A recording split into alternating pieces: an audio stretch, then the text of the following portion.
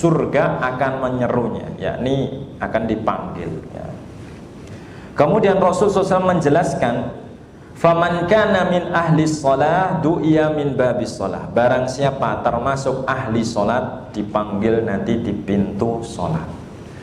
Dan barang siapa min ahlil jihad du'iya min babil jihad, dia orang yang senang berjihad dipanggil di pintu jihad. Wa man kana min ahli siyam du'iya min babir rayyan. Barang siapa ahli puasa dipanggil di pintu ar-rayyan. Wa man kana min ahli shadaqah du'iya min babis shadaqah. Barang siapa ahli sedekah dipanggil dari pintu sedekah. Maka Abu Bakar bertanya, bi abi anta wa ummi, demi ibuku dan ayahku sebagai tebusanmu ya. Ini bukan berarti sedang kalimat apa ya, orang Arab sering mengucapkan seperti ini, bi abi wa ummi, demi ibuku dan ayahku. Ini bukan berarti ibunya dan ayahnya mau dijual, bukan begitu ya. Tapi gaya bahasa ini adalah karena orang Arab itu dahulu menganggap ayah dan ibunya yang harta yang paling berharganya, begitu loh. Jadi sehingga omongannya ini 100% nggak bohong gitu loh. Karena dia rela yang paling berharga tadi untuk dijadikan tebusan, bahasanya begitu. Tapi ini ungkapan saja. Demi ayahku dan ibumu ya Rasulullah, ayahku dan ibuku. Ma'ala man du'ya min tilkal abwab min darurah fal yud'a ahadun min tilkal abwab kulliha ya. Apakah ada seseorang yang diseru dari seluruh pintu tadi? Kata Nabi SAW, na'am wa arju an takuna minhum. Ya, dan aku berharap engkau dijadikan yang termasuk dipanggil dari seluruh pintu tadi. Subhanallah ya. Ini menunjukkan bahwa Abu Bakar adalah sahabat yang sangat istimewa ya. Dan ini juga menjadi pelajaran untuk kita. Kita harus mencari bagian-bagian yang bisa kita lakukan tadi untuk berpikir nanti kita tuh dipanggil di pintu yang mana ya. Bukan pintu keluar yang jelas ya. Tapi kita berpikir kita ahli sholat kah ya. Nah, sholatnya berapa kali ya. Apakah kita ahli sedekah? Lah sedekahnya seberapa besar dari yang dia miliki. Apakah puasakah?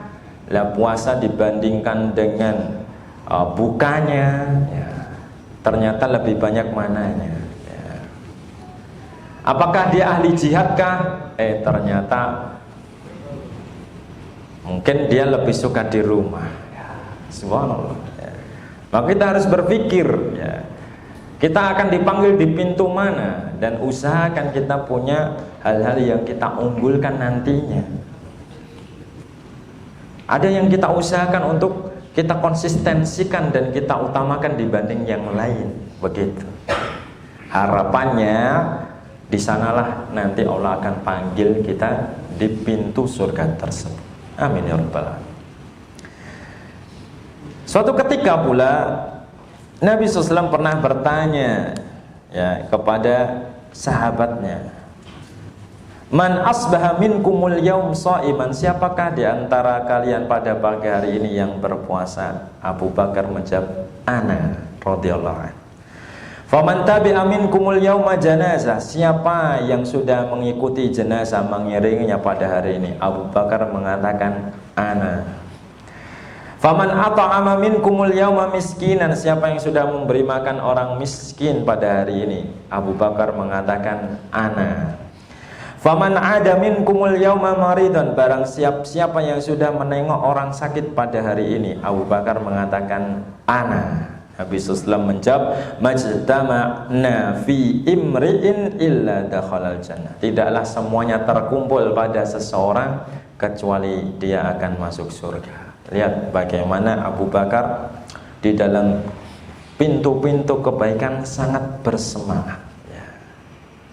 Maka kita juga harus mencontoh kalau ada bagian-bagian yang bisa kita lakukan ya. Jangan malah jadi orang yang terlambat ya. Jangan malah senang dengan gak mendapatkan bagian ya. Ini merupakan kesalahan ya. Lihat sifatnya para nabi. Kalau jenengan mau lihat di surat Al-Anbiya, ya. Surat Al-Anbiya surat ke-21, ya.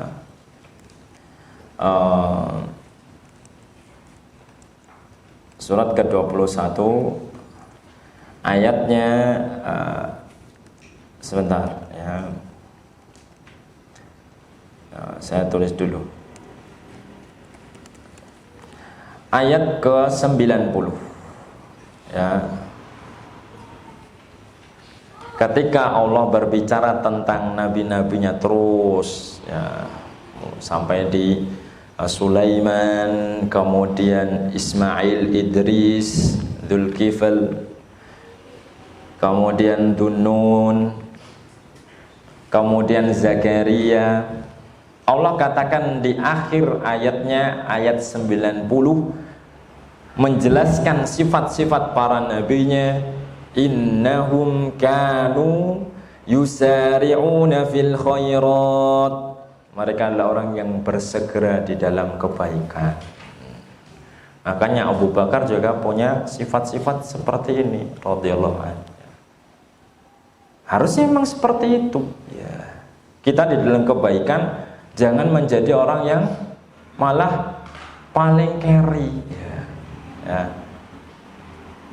Dan itulah sebab kenapa barangkali Allah nggak cepat pula datangkan kepada kita pertolongannya, karena cara kita menyebutnya juga carry sama, gitu Pak Iwan, ya. Memang seperti itu, ya. Itu juga menunjukkan betapa minim atau level kadar kita terhadap rasa takut dan harap yang kita harapkan tadi, karena kita berpikir dapat apa, ya, sehingga terlambat dalam bergerak. Memang kalau ketinggalan kurang apa, ancamannya apa, makanya merasa nggak bersegera tadi, ya. Dan sifat-sifat sering terlambat ini justru malah dimiliki dimiliki oleh orang-orang yang memiliki sifat kemunafikan, ya. Dan ini harus kita pahami. Coba kita lihat, ya. Ada di surat At-Taubah ayatnya 81, ya. Allah Subhanahu wa taala katakan di surat At-Taubah ini ayat 81, sifat-sifat munafikin yang mereka enggan untuk berbuat kebaikan. Farihal mukhallafuna bimaq'adihim khilafa rasulillahi wa karihu an yujahidu bi amwalihim wa anfusihim wa karihu an yujahidu bi amwalihim wa anfusihim fi sabilillah. Orang-orang yang terlambat tidak ikut perang merasa gembira karena tertinggal di belakang, ya. Orang-orang yang beriman ketika tidak bisa ikut berperang, di dalam surat At-Taubah pula nanti kalau jadi lihat di ayat 100-an, ya, justru malah apa? Bersedih karena ketinggalan dan tidak mendapatkan bagian, ya. Sedangkan sifat kemunafikan yang ada di surat At-Taubah ini gak seneng kalau mereka harus apa?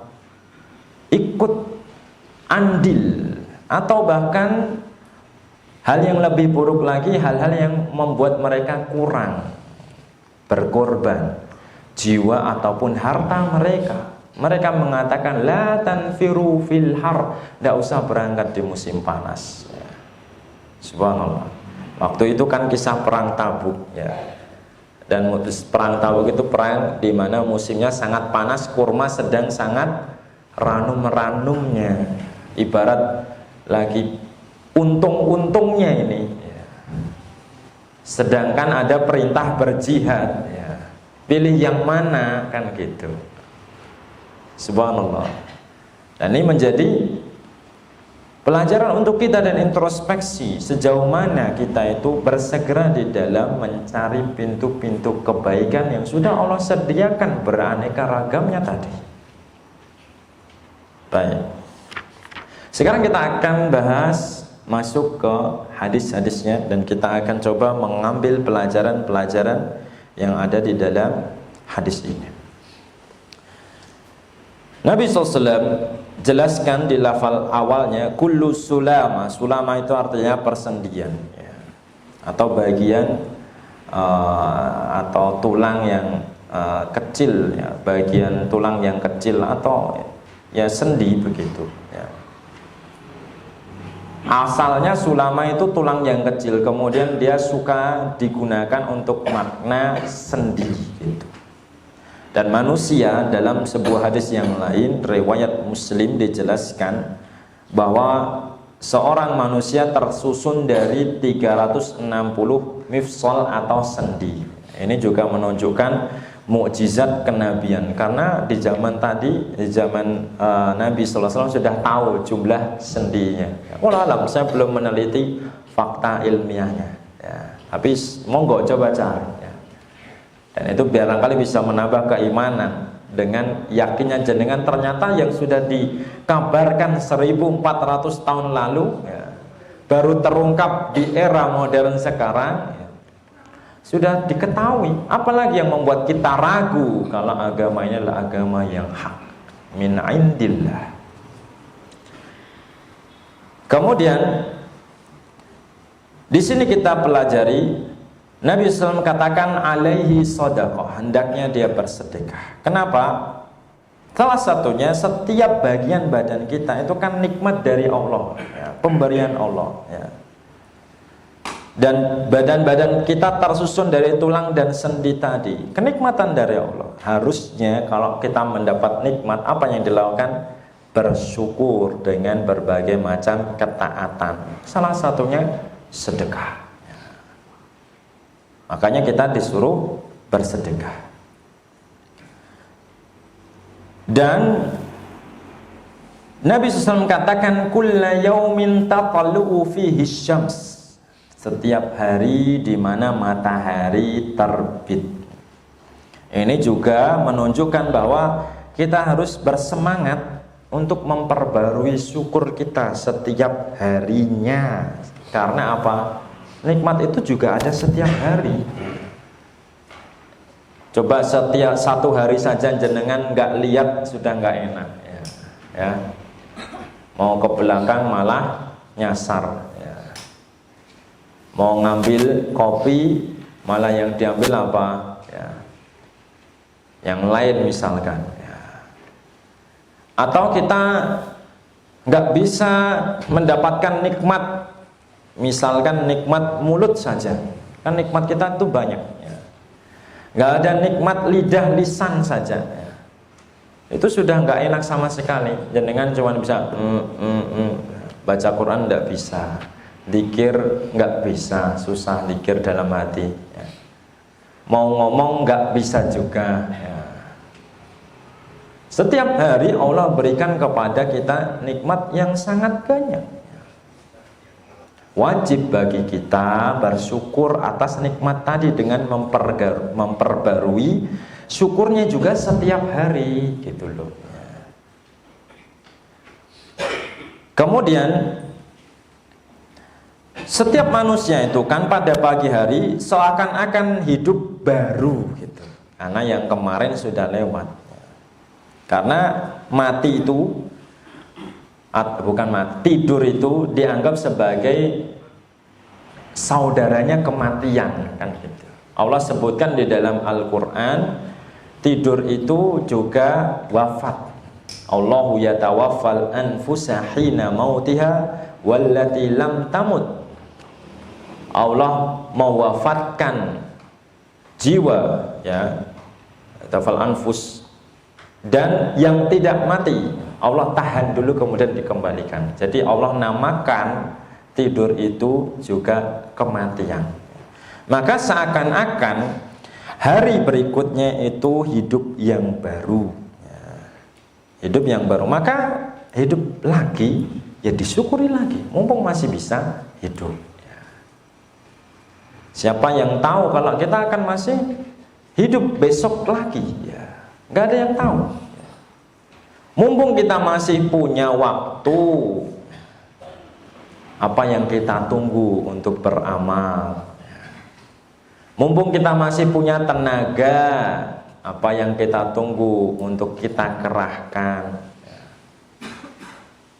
Mumpung kita masih punya kesehatan, kendaraan, harta, dan seterusnya, apa yang kita tunggu untuk kita berikan di jalan Allah?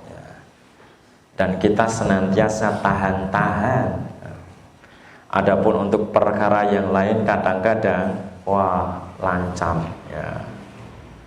Apa itu? Banyak ya. Untuk kehidupan dunia mudah sekali ya.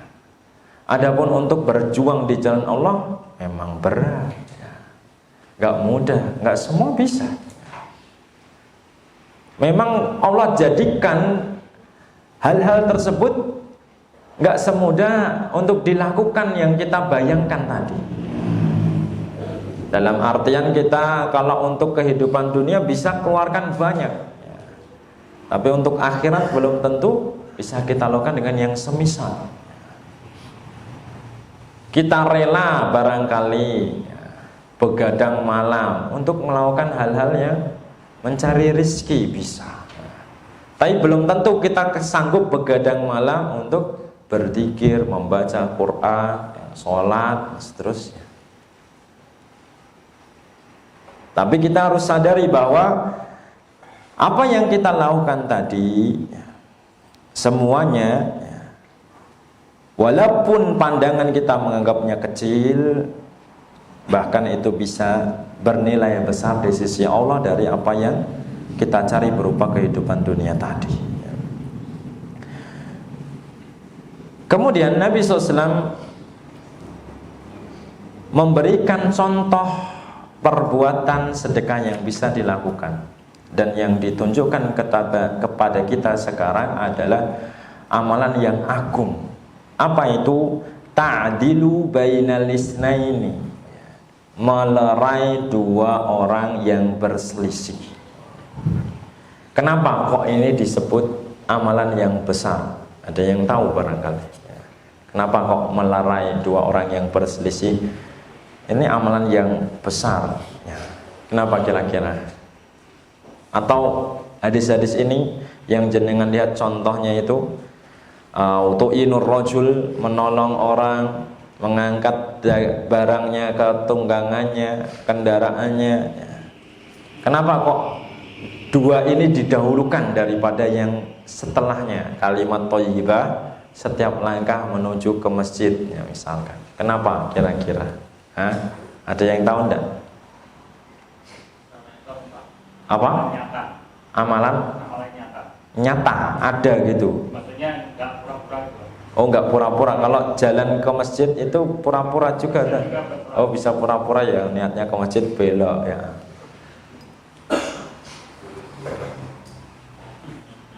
Ada lagi yang mau menjawab? Kenapa kok ini di nomor satukan lah, minimal kita kan bisa begitu ya.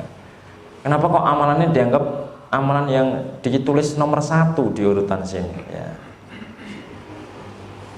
Ada amalan yang berhenti pada dirinya sendiri manfaatnya, dan ada amalan yang manfaatnya merambat ke orang-orang lain di sekitarnya. Namanya muta'addi ya, amalan yang memiliki pengaruh ke yang lain. Di sini amalan yang muta'addi yang memberikan manfaat global jamak lebih a'dham dan afdol daripada amalan yang sifatnya kepada dirinya sendiri.